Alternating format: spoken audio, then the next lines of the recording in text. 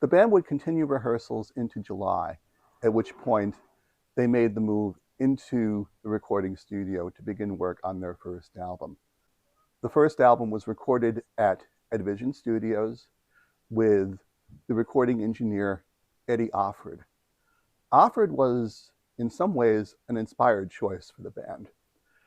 Eddie Offord, prior to working with ELP, had done a considerable amount of work with the Hammond organist Brian Auger, with his band Brian Auger and the Trinity, featuring the singer Julie Driscoll. Auger, of course, would become well known to American audiences a few years later through the Oblivion Express, his jazz-oriented band. By virtue of the relationship with Auger, Eddie Offord had learned quite a bit about how to record the Hammond organ to great effect, and the Hammond, of course, was a very large portion of Keith Emerson's act. He also was interested, as Emerson was, in the possibilities of the Moog synthesizer. Offord's choice was also a good one from the standpoint, in particular, of Atlantic Records in the States. Atlantic had distributed the first 3 albums by Brian Auger and the Trinity, and in addition, prior to ELP's first album being made, Offord had worked as recording engineer on Yes's second album, Time and a Word. Yes were a recent Atlantic signing as well. Upon entering the studio, Greg Lake made it clear that he wanted to produce the album. This was something that was under discussion for a while, but ultimately it was decided that this approach would indeed go forward. Lake made the argument, as he did with the choice of record label, that he had been, from a commercial perspective, the most successful member of the band prior to ELP's being formed. And since he had participated in the production of King Crimson's In the Court of the Crimson King, that he should be the sole producer of ELP's debut album. This was probably something of a dubious argument on Greg's part. If anything, listening to the work on In the Court of the Crimson King, I would dare say that if any member of the band deserved to have the greatest production credit on that record, it probably would have been King Crimson's keyboard and horn man, Ian MacDonald. But in any event, the decision was ultimately agreed to by Emerson and Palmer, along with EG management, and presumably Greg Lake, as a result of this decision, also received the 1% or so additional royalty that came with the production credit back in those days.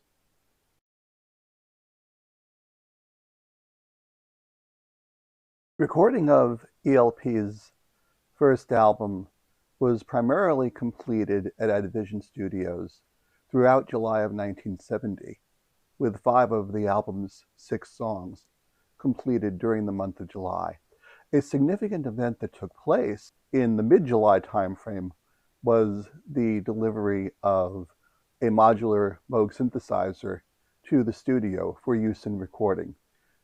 This was, as it was in March with the Nice's use of the synthesizer, this was Mike Vickers' Moog on loan to Keith Emerson.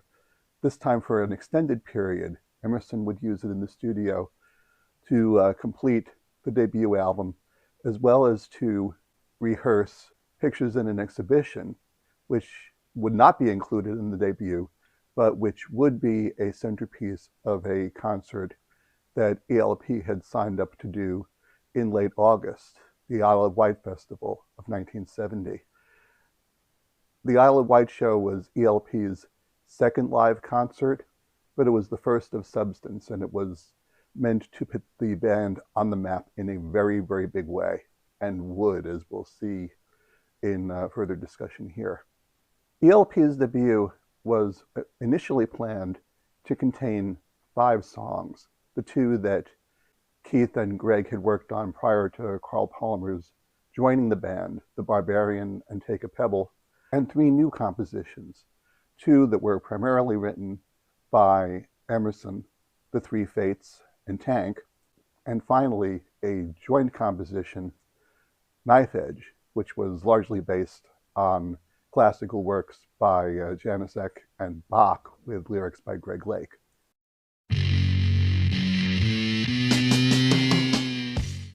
The Barbarian, which opens the album, was in fact one of the first songs recorded for the album as well, and it is a tour de force. Some years after the album was made, in 2006, the musicologist Edward McCann wrote what he referred to as a musical biography of ELP called The Endless Enigma. I believe, unfortunately, the book is now out of print. But in his book, McCann says that in his opinion, The Barbarian was intended as a sort of call to arms by the band, the stake in the ground to show the listeners, this is who we are, this is what we do, no one else can do this. And in large measure, the song achieved exactly that. In Emerson, Lake and Palmer's hands, The Barbarian, that is Bartók's Allegro Barbaro, went from being a relatively simple one-movement piece for solo piano into a grand piece that was in many ways indicative of the soloist bass, drums, blues band approach that many bands were taking in 1969 and 1970. The Allegro Barbaro, as written by Bartók, consists of 5 distinct sections, with 2 of them repeated in part to come up with a total of 7 sections, with a transition between the 3rd and the 4th section as moving into something a little bit more pastoral versus the chaos of the first 3 sections, and then moving back to something more chaotic, more symbolic of battle as the piece closes in the 7th section. Most renditions of the Allegro Barbaro on solo piano are approximately 2.5 to 3 minutes long, based on the tempo which the soloist is playing. Emerson and Lake did something very interesting with this piece. The Barbarian was presented by Emerson, Lake and Palmer as a very similar piece in structure to what Bartók did, but Emerson made one crucial change in playing the first 3 sections of the piece on the Hammond organ and then switching to the piano for sections 4, 5, 6, and 7, therefore allowing them to have a very significantly different feel. He then went one step further. Instead of stopping after the piano section, that is Bartók's 7th section of the piece, Emerson went back to recapitulate the first 2 sections of the piece and then add a coda, again on the Hammond organ, providing 3 distinct pieces to Emerson, Lake and Palmer's rendition. One of the things that Emerson, with Lake's help, also realized in structuring the Barbarian in the manner they did, that is to say, using the Hammond organ for rendering the first several sections of Bartók's work, was that these early sections of the song made use of the pentatonic scale. The pentatonic scale is the basis for the blues. And of course, there was a lot happening in blues-based rock and roll in 1970. Lake, in particular, took advantage of this in how he approached his bass part for the song. A significant amount of the bass part on the Barbarian is played by Lake using a wah-wah pedal. The wah-wah had, by 1970, become a staple of the heavy trios. John Entwistle with The Who made use of the wah very frequently. Jack Bruce did with Cream. More contemporaneously with ELP, Mel Shacker with Grand Funk Railroad and Geezer Butler with Black Sabbath also made use of the wah. The wah-wah, however, was not something that was expected out of a band that was structured in the manner that ELP was, to play more progressive style rock and roll. Although there certainly was a progressive feel to the Barbarian. In particular, the 3rd section of the song the last section of the Hammond organ piece, as Emerson rendered it, contains segments where the song is constructed of varying numbers of measures to connect, the song. So they weren't making use of, for example, the odd time signatures that would ultimately come to dominate a lot of progressive rock as the genre evolved over the course of the next several years. They did take advantage of the structure of the Barbarian to be able to add something of a shifting and ominous nature to the piece. An absolutely glorious piece of work. By adding the third section, the final section of the song in the Hammond, and the recapitulation thereof, ELP took this relatively simple 2.5-minute piece of music and made it into a 4.5-minute long monster. I remember first hearing this album in 1971 and hearing the Barbarian for the first time and thinking to myself, this is amazing. Where could they go from here? Well, the answer came immediately following with Greg Lake's piece, Take a Pebble.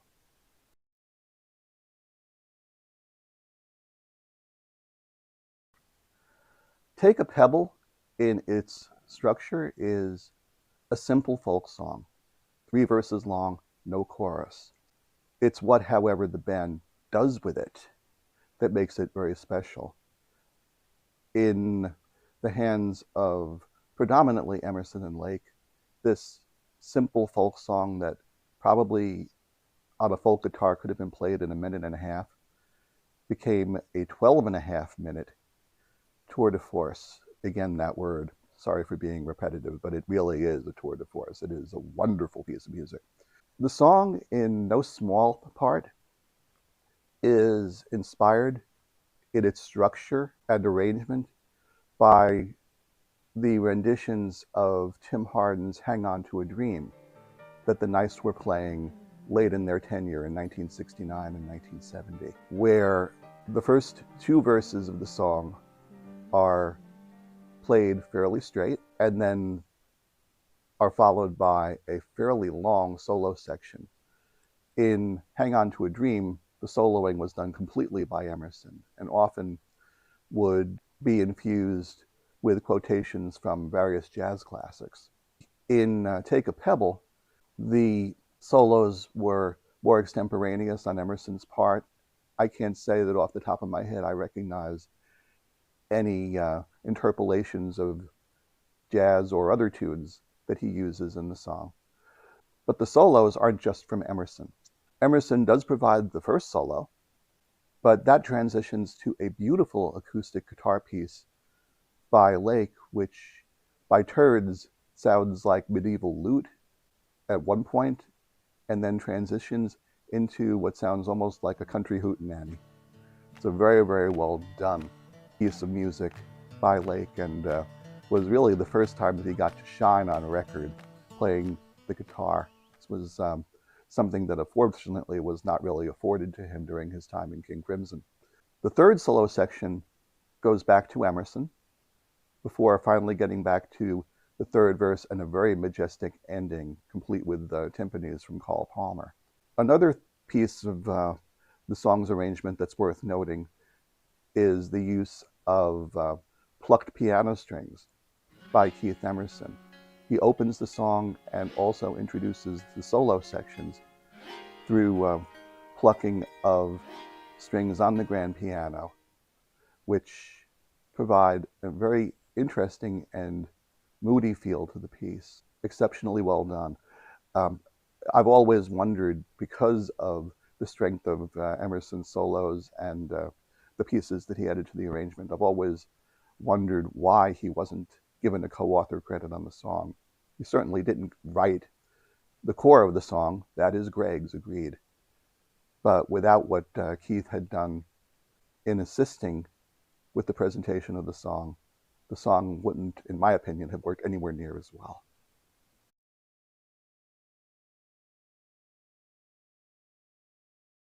The Three Fates, which was likely the next song recorded for the album, is a keyboard suite intended to showcase Keith Emerson's talents. As its name implies, it's a suite of 3 pieces, each named by referencing one of the 3 fates of Greek mythology that control human life. Clotho, who begins human life, Lachesis, who determines how long one's life will be, and Atropos, who cuts the cord of life and brings death to us all. The Clotho part of the suite was recorded on location at the Royal Festival Hall in London, the venue that is the home for the London Philharmonic and other British orchestras on the banks of the River Thames. Emerson made use of the Royal Festival Hall's pipe organ, which was and remains one of the largest ones in the UK. The original pipe organ, which has since been renovated, was built in 1954 and was one that was often sought out for location recording. I suspect in Emerson's case, he needed to indemnify the hall, given his reputation for abusing instruments on stage. Clotho is infused with very churchy tones that would be reminiscent of Johann Sebastian Bach, and goes on for about 2 minutes before a crossfade into the next section, Lachesis, which features Emerson performing solo on grand piano in a largely Baroque style. That section goes on for about 2 minutes and 45 seconds. At the end of Lachesis, there's a brief reprise of the organ from the Clotho section, which then leads to the third section of the 3 fates, Atropos.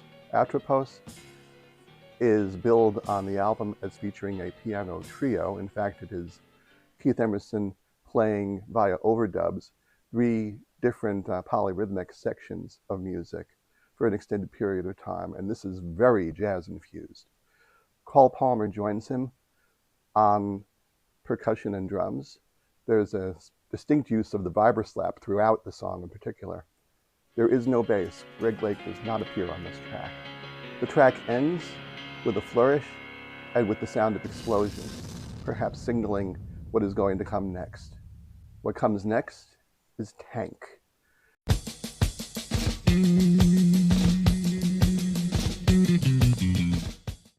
Tank is yet another song written in 3 parts. The first part, written by Keith Emerson, features an extended solo on the Hohner clavinet, a relatively new instrument at that time. It leads to the second section, which is really the point of the song, which is Carl Palmer's drum solo. Emerson devised this track largely in order to give Palmer an additional songwriting credit for the album. He states as much in his autobiography. There has been some level of debate over the years about the quality of Palmer's solo on this. A lot of people view the solo as being somewhat overlong and perhaps busy. There might be some truth to that. Where I find possible fault with Tank is in how it was recorded. By comparison of other drum solos of the time, thinking about in particular Moby Dick by John Bonham with Led Zeppelin and Toad with Ginger Baker and Cream, a lot of care was taken with those recordings to mic the drums to make various tonal qualities of the drums stand out.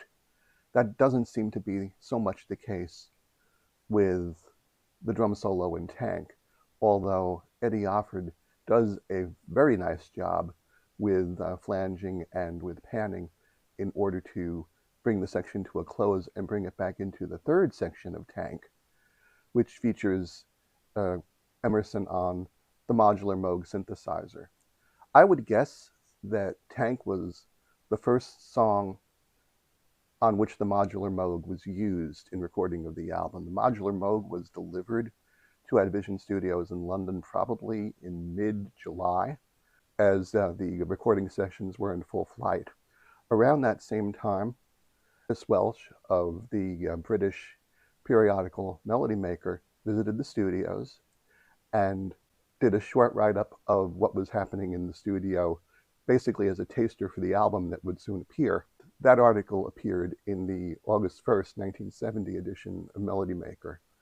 It's a particularly notable article despite its short length because of various comments that Greg Lake makes, in particular about going on to work on a solo album potentially after the work on ELP's debut is finished. That solo album did not materialize, obviously. I've always wondered whether the third section of Tank was quickly written by Emerson after taking delivery of the Moog at Advision. The first section, the one featuring the clavinet, is very well thought out, and in particular features a wonderful bass part by Greg Lake. His bass trills at the beginning of the track are beautiful. His bass work in general on the track is exemplary. Lake was not a bassist by choice, as we've said. He considered himself a guitar player first and foremost, and really only picked up the bass as something of an afterthought in his previous bands, particularly in King Crimson. But his bass work on Tank is very nicely done. By his own admission, Lake was not a player who relished a whole lot of practice and did not really know a lot of music theory. So his being able to pull this off is really quite remarkable. For me, it's probably the best bass work that Lake ever did, with his bass work on Robert Fripp's guitar solo on 21st Century Schizoid Man, a close second. But returning to the third section, the Moog synthesizer section of Tank, I've always believed that that might have been written very quickly after the Moog was delivered to Advision, in essence as a test to see how well the Moog worked with their sound, and upon running the test and seeing that it was successful, that Emerson might have then gone on to refine that section and add it to the track proper, to fill it out to, yet again, a three-piece suite of music. To satisfy my own curiosity in researching this video, I went ahead and conducted my own experiment to determine what Tank might have sounded like had it ended with the drum solo. And you're hearing that now in the background.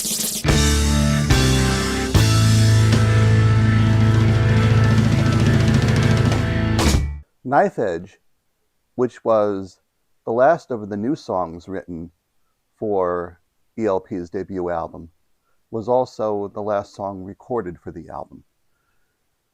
Knife Edge is a true fusion of modern classical music with rock and roll, and gives some solid hints to the listener of where ELP was going in developing their version of Mussorgsky's Pictures in an Exhibition, which they were working on at the same time as they were recording the first album.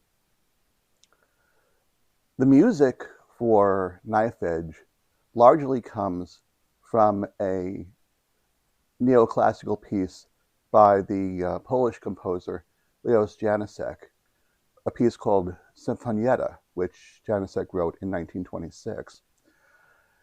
It's a piece in D minor, which very nicely translated into a bluesy organ-based song in Emerson's hands.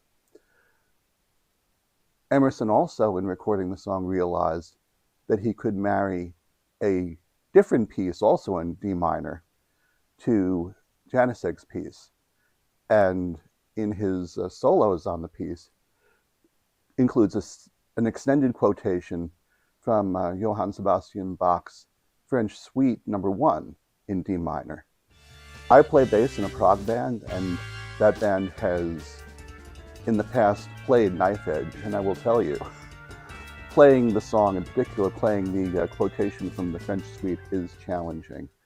When our keyboard player suggested that we play that song, he and I worked rather extensively to get the synchronization between the organ and the bass guitar correct. It took work. And I'm sure it took work for Emerson, Lake and Palmer as well, although probably not as much as it did for us. The lyrics for Knife Edge were from Greg Lake, or I should more properly say largely from Greg Lake. he had a collaborator on the song, that being a roadie from ELP's crew who had previously worked with Lake and King Crimson, named Richard Frazier. Frazier and Lake made an agreement that if Frazier provided lyrics and Lake used them on their songs, that Frazier would be credited as an author but would not receive royalties. In retrospect, that was not a very good deal for Mr. Frazier. He, in addition to contributing lyrics for Knife Edge, also contributed some of the lyrics that were used in the pictures in an exhibition suite. With the Moog synthesizer now in the studio, ELP attempted to make use of the Moog on Knife Edge. And there are versions of the song that are out there now on the deluxe editions of the first album, where you can hear Knife Edge ending with an extended Moog part from Emerson that sounds like a careening steam engine, locomotive going down the tracks out of control. That ending of the song apparently didn't work in the band's eyes, and they ended up taking a different approach. They had envisioned initially that Knife Edge would be the last song on the album. And so they ended the song with an extended slowing down of the master track, basically simulating a power cut to the turntable. So the last 10 or 12 seconds of the track are the turntable seeming to come to a screeching halt as the song ends. Interesting way to end the album.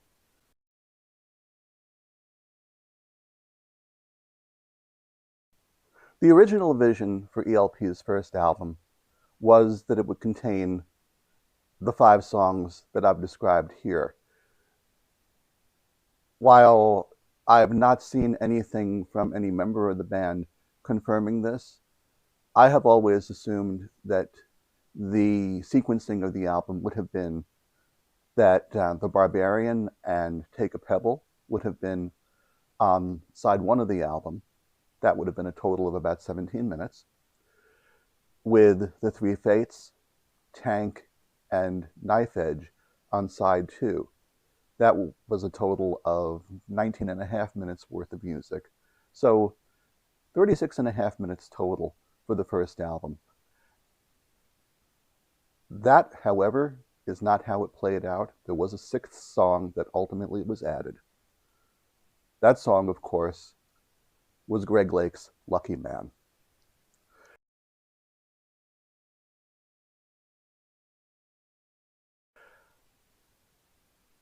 The stories behind how Lucky Man was included on the album differ. In fact, the accounts of the story from no less than Keith Emerson and Greg Lake themselves are quite different. Greg Lake's accounting of the facts appeared in his autobiography. He just stated there, matter-of-factly, that the song was needed because the album was a song short. That, with all due respect to Greg's memory, is simply not true. 36 and a half minutes would have been more than enough to submit the album for pressing to Island and to Atlantic.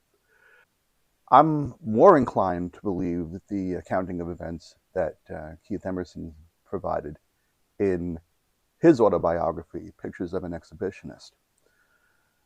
Emerson's telling of the story was that he arrived early at the studio one day to find Greg Lake recording Lucky Man with Eddie Offord.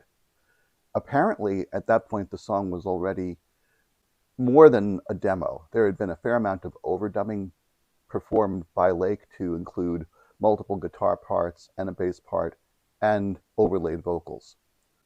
Emerson was a bit surprised by this. He didn't realize that Greg was working on anything further for the album and asked him what exactly he was working on.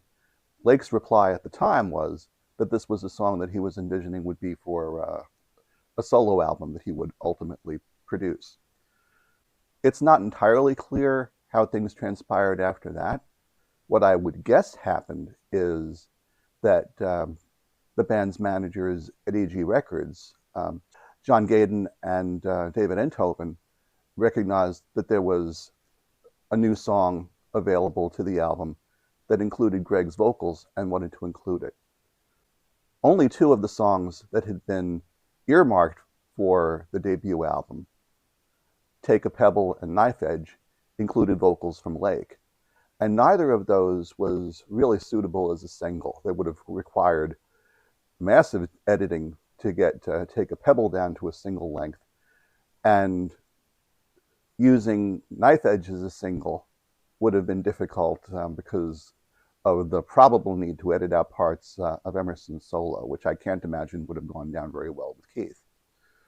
So Lucky Man solved several problems here.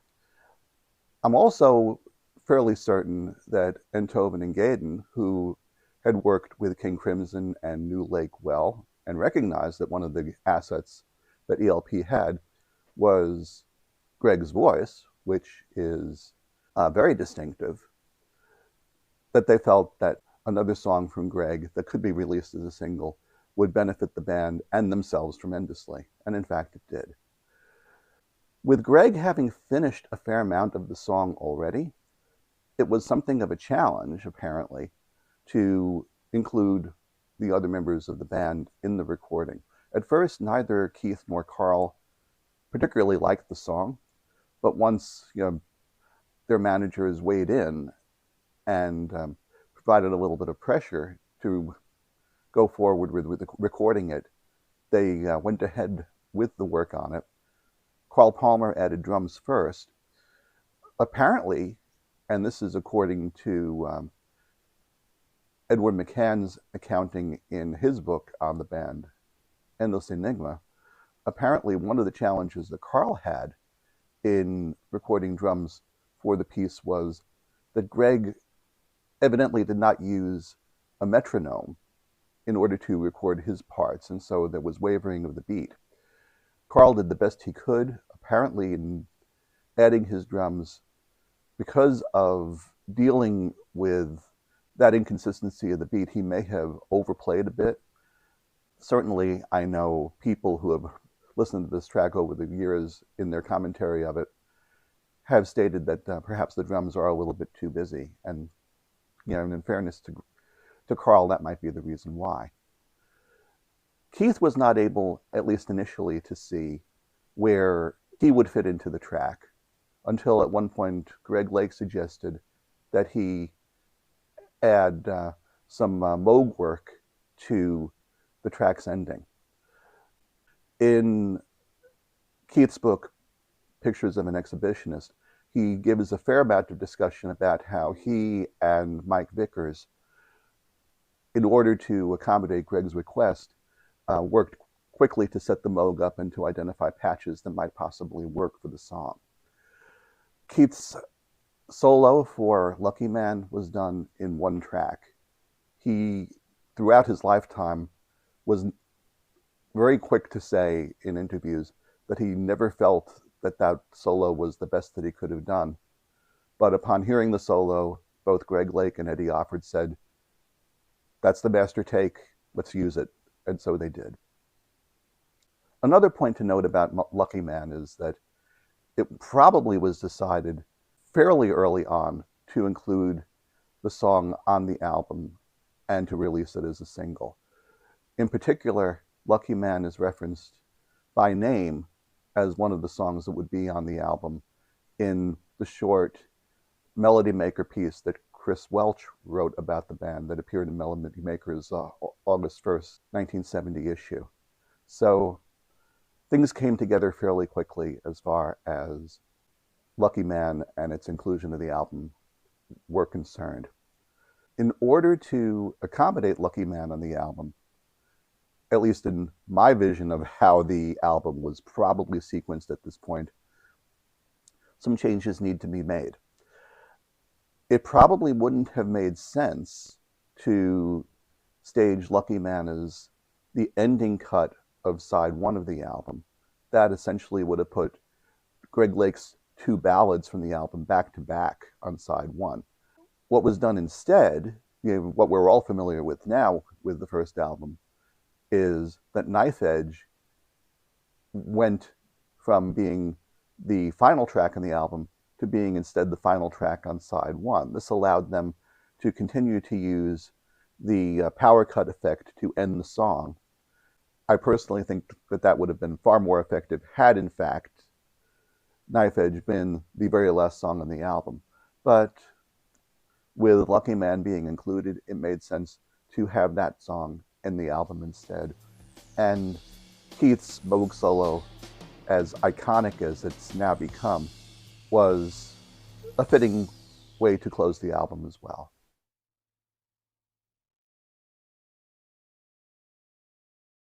By early August of 1970, ELP's work on their first album was complete, and the band shifted their focus from recording to live performance. Emerson, Lake and Palmer would perform roughly 30 shows in the latter part of 1970, with most of those taking place in the UK. A smattering of them took place in Germany and in Switzerland as well. Two shows in particular are of importance from that period. The first one, in August of 1970, August 29th to be precise, was in essence their coming out party. It was their second concert at the 1970 Isle of Wight Festival. ELP unveiled pictures at an exhibition at this performance, complete with live cannon fire. Emerson rented 2 cannons that he tested out outside of Heathrow Airport prior to the show to make sure everything worked according to plan. And the show was a tremendous success. The crowd loved it. The press loved it too and gave them tremendous coverage as a result. Keith Emerson was quoted sometime after the show as saying that the Isle of Wight show was really what put the capper on the band being able to get a proper contract signed with Atlantic Records in the United States. The second of these shows that is of particular note from 1970 was on the 9th of December. That one was at the Lyceum Theatre in London, and that was the concert at which Pictures in an Exhibition was initially filmed with the intent of both releasing a film of the band in theaters as well as a soundtrack album for the film. Things didn't go quite as planned, unfortunately. The quality of the audio of the show in particular is not very good. ELP did not enlist Eddie Offord's services for recording the music at the concert, and after hearing the audio and seeing the quality of the video, which was good but not great, the band decided that they would do a proper live recording of Pictures early in 1971. They indeed would record what became the Pictures of an Exhibition album at Newcastle City Hall in London in March of 71 with Eddie Offord behind the board. The December 9th show would ultimately surface in video form under the title Rock and Roll Your Eyes. It's really for the curious more than anything else. It's not the greatest performance. The audio is not very good, and the video is badly marred by psychedelic effects, including a very long sequence during the latter part of the show, The Hut of Baba Yaga, The Curse of Baba Yaga, The Great Gate of Kiev, which features a montage of Marvel Comics characters that probably wasn't licensed.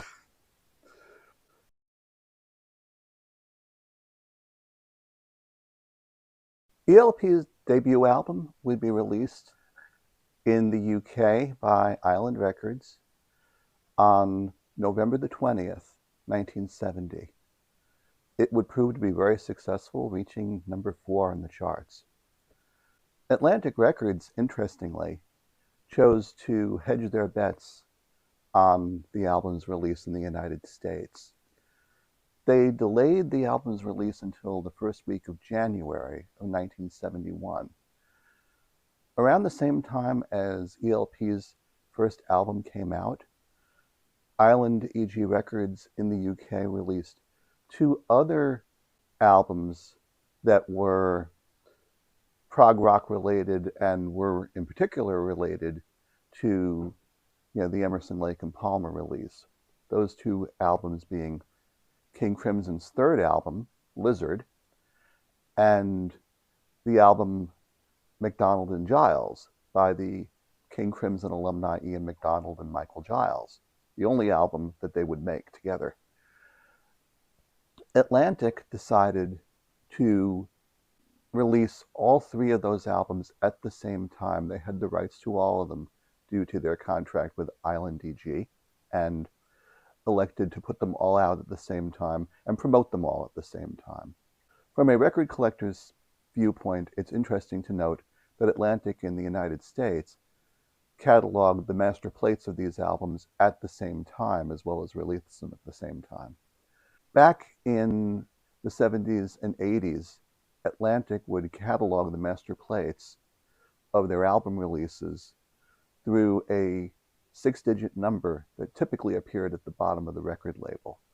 The number was constructed first with 2 digits indicating the release year of the album, and then 4 digits, which identified the sequence number of the release in Atlantic's archive.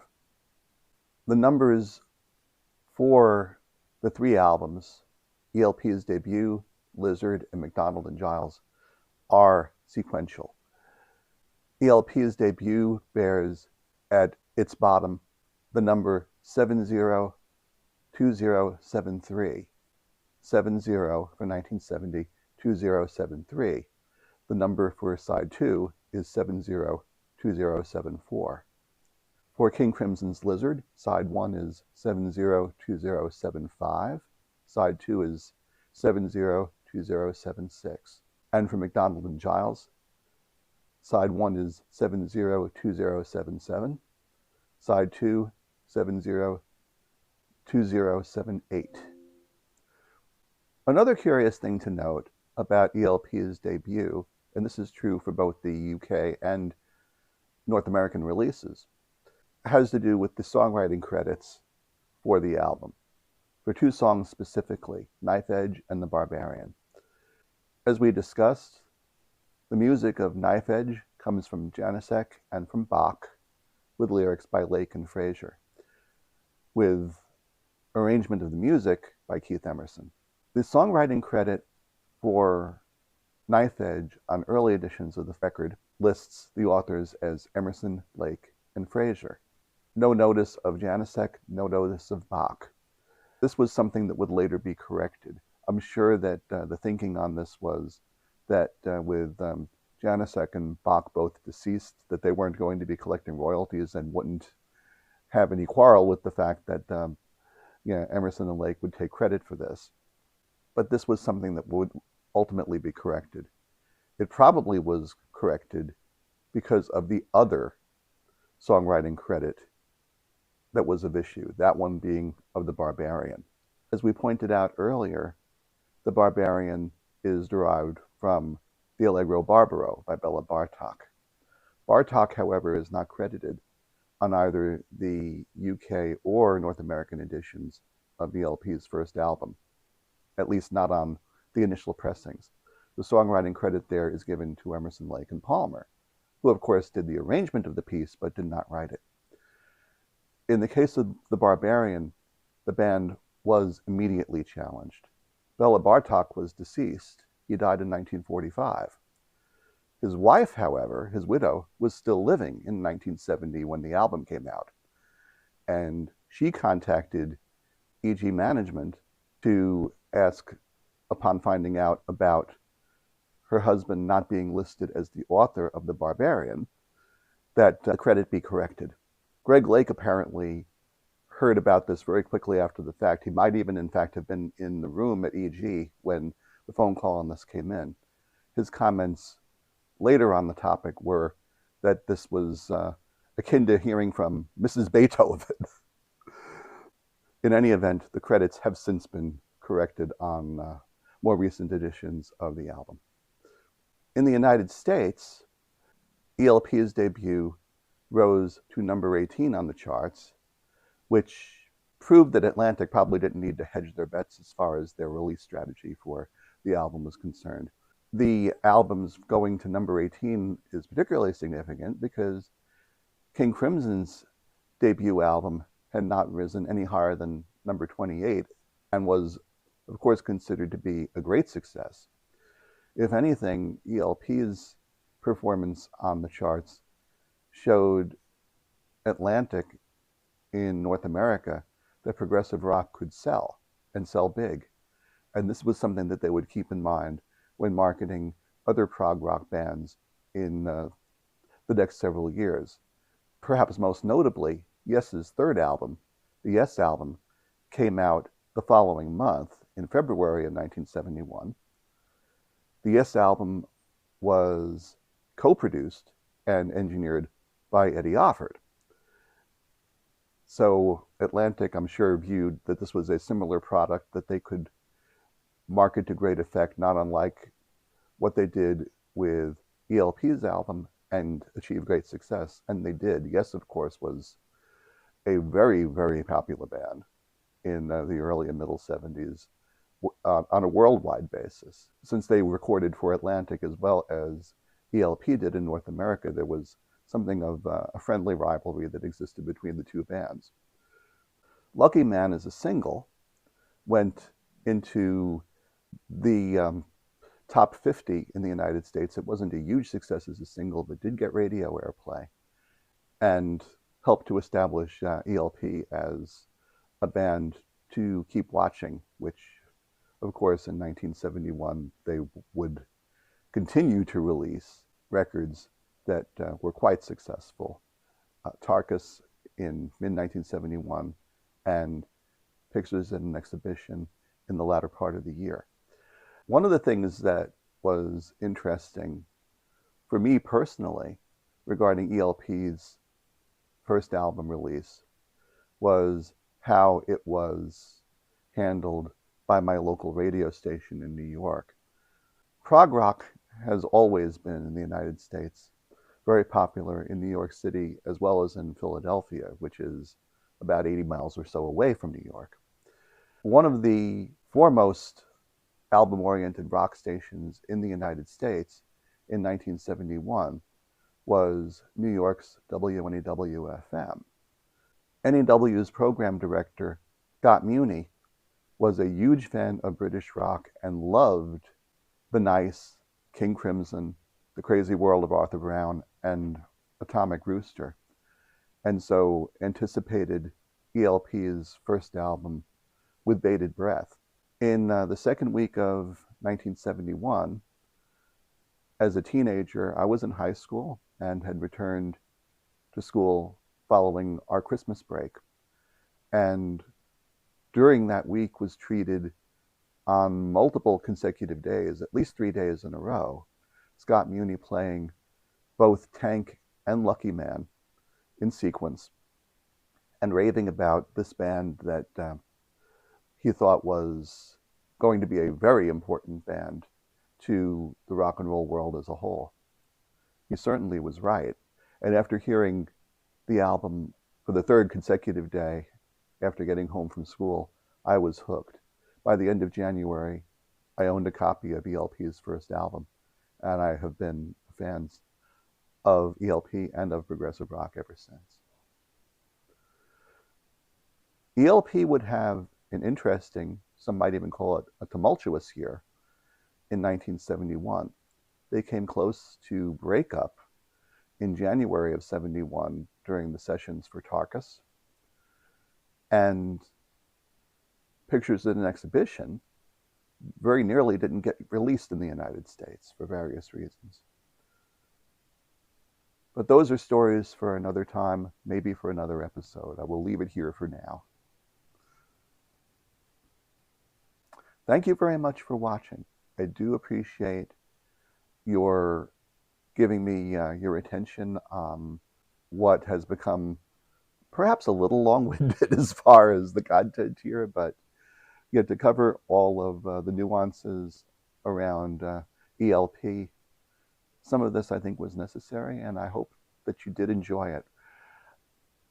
I would definitely appreciate your feedback. This is the first time that I have made a video as long form as this one with this level of detail, level of production. Please let me know if you liked it, if you think there are things that could be done better. I would definitely like to hear. If you'd like to hear more about Emerson, Lake and Palmer or about other progressive rock acts, I'd like to have that level of feedback from you as well. Please feel free to hit the subscribe buttons and the like buttons on the video. That'll certainly help me as far as getting this content noticed and moving in the future. Definitely appreciate your attention. Thanks again. It's a pleasure.